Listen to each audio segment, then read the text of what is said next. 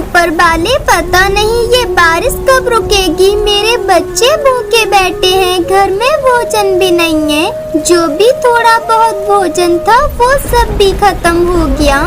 क्या करूं अब मैं? अरे कालू जी, मुझे बहुत भूख लगी है, तुम जाकर भोजन लेकर आइए। मैंने पिछले 2 दिनों से कुछ नहीं खाया है। हाँ तो मैं कौन सा खा के बैठा हूँ, मैं भी तो भूखा ही हूँ। अगर तुम भूखी हो तो मैंने भी तो कुछ नहीं खाया है।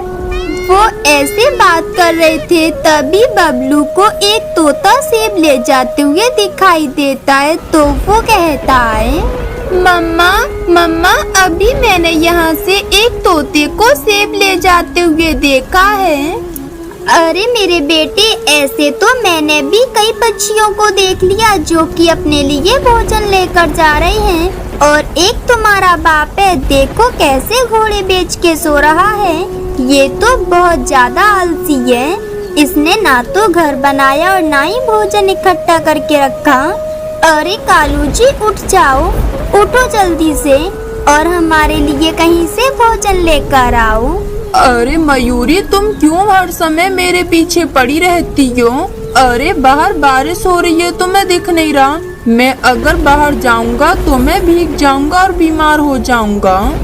अरे तुम कोई इतने भी पतले दुबले नहीं हो जो बीमार हो जाओगे। खूब मोटी ताजी हो और खूब मांस है तुम्हारे अंदर। जाओ, तुम्हें कुछ नहीं होगा, हमारे लिए भोजन लेकर आओ। हाँ हाँ ठीक है, जा रहा हूँ, नहीं तो तुम मेरे पीछे ही पड़ी रहोगी। वो कौवा तो फिर भोजन की तलाश में जाता है। वहीं चिड़िया अपने बच्चों से कहती है, मेरे बच्चों देखो, अभी बारिश थोड़ी कम हो गई है तो तुम दोनों यहीं रहना। मैं तुम्हारे लिए जाकर भोजन ले आती हूँ, क्योंकि अगर बारिश फिर से तेज हो गई तो मैं ला नहीं पाऊंगी। हाँ हाँ ठीक है मम्मा, आप जाइए, आप हमारी चिंता मत करिए। ठीक है, फिर मैं जा रही हूँ, बस अभी गई और अभी आई। फिर वो चिड़िया तो भोजन की खोज में निकल जाती है। कौवा भी भोजन की खोज कर रहा था। तब वो कहता है, अरे पता नहीं ये बारिश कब रुकेगी। इस बारिश की वजह से मैं तो बहुत परेशान हो रहा हूँ। अच्छा खासा आज घर पे सो रहा होता। ये कहते हुए वो उड़कर जा रहा था कि तभी उसे जामुन का खेत दिखाई देता है। तो वो वहाँ आ जाता है और कहता है, अरे वाह, मुझे तो इतने सारे जामुन मिल गए। अब मैं यहाँ से थोड़े खा लेता हूँ और घर ले जाऊंगा। चलो, मैं आया घर से बाहर तो मुझे भोजन तो मिल ही गया।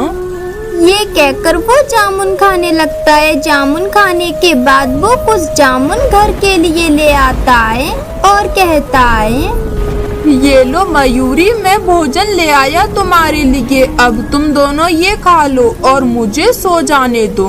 और अब अगर किसी ने मुझे उठाया तो मैं उसे छोड़ूंगा नहीं। ये कहकर वो कौवा तो फिर से सो जाता है। तब मयूरी कहती है, अरे मैं इस कौवे का क्या करूं? बस 2 ही गुच्छे चले हैं उस पे जामुन के। ये ले बेटा, एक तू खा ले, एक मैं खा लूंगी। वो बबलू तो फिर अपने जामुन खा लेता है। तो वो कहता है, मम्मा मम्मा, मेरा तो पेट अभी नहीं भरा, मुझे तो और भूख लगी है। अच्छा, तुझे और भूख लगी है? अच्छा ये ले तू, ये मेरे वाले जामुन भी खा ले।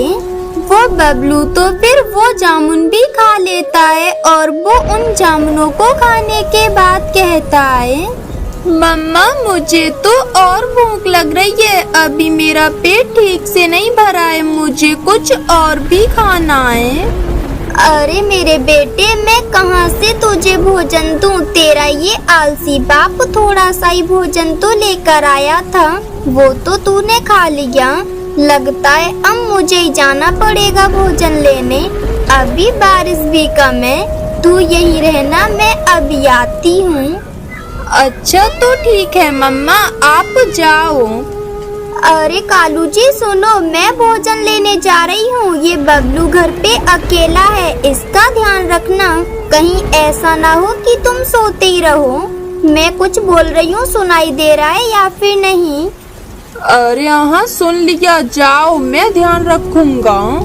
ये कहकर वो मयूरी तो चली जाती है। वो उड़ते हुए जा रही थी कि बारिश तो थोड़ी और बढ़ जाती है। तब इधर बबलू कहता है, अरे बाप रे, ये क्या, बारिश तो तेज होने लगी है। मम्मा कब की गई है पर अभी आई भी नहीं है। मैंने तो उन्हें बेकार भेजा इतनी बारिश में।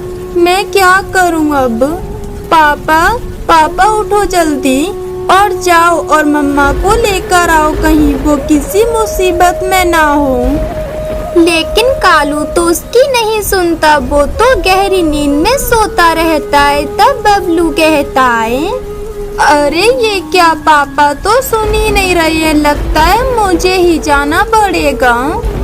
वो बबलू तो फिर घर से निकल जाता है। वहीं चिड़िया ने भोजन ढूंढ लिया था। तब वो कहती है, मैंने ये भोजन तो ढूंढ लिया है, अब मुझे अपने घर जाना चाहिए, बच्चे भी अकेले हैं। ये कहकर राधा जाने वाली होती है कि तभी उसे सामने से एक शिकारी चील आते हुए दिखती है, जिसे देखकर वो डर जाती है। अरे बाप रे, ये क्या, ये तो शिकारी चील आ रही है, कहीं ये मुझे देख ना ले, मुझे यहीं कहीं छिपना होगा। ये कहकर वो राधा तो वहीं पेड़ के पास ही छिप जाती है और कहती है, चलो अच्छा हुआ कि मैंने भोजन पहले ही ढूंढ लिया, नहीं तो ये चील मुझे देख लेती।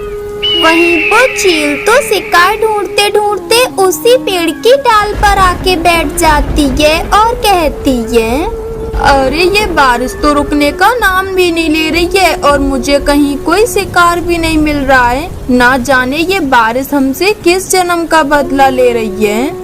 वो ऐसे कह रही थी कि तभी बबलू उड़ते उड़ते अपनी माँ को ढूंढते हुए उसकी तरफ आ जाता है। तो वो चील उसे देख लेती है।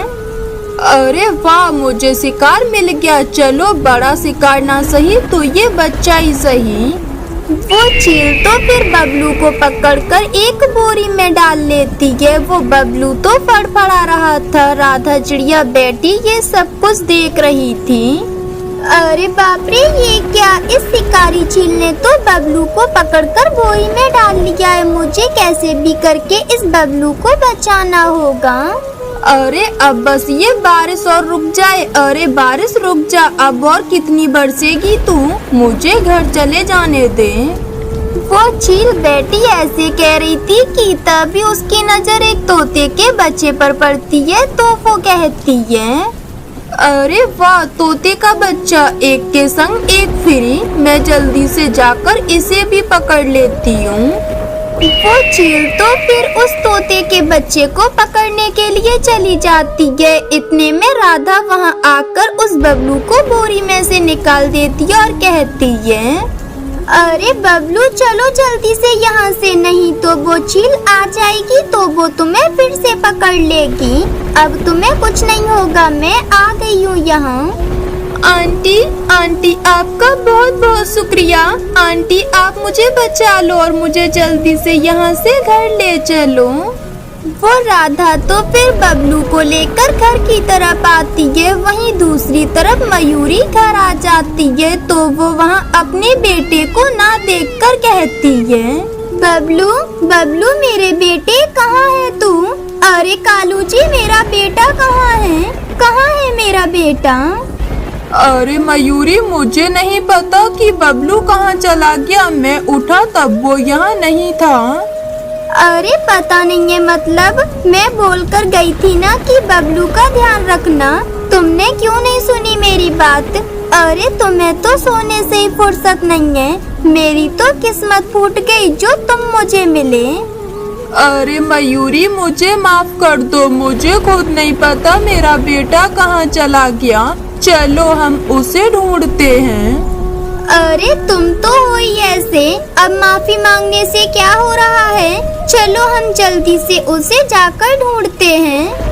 वो दोनों ऐसे बात कर रहे थे और वो ढूंढने जाने वाले थे कि राधा बबलू को लेकर वहाँ आ जाती है। उसे देखकर मयूरी कहती है, बबलू बबलू मेरे बेटे, तू ठीक तो है ना?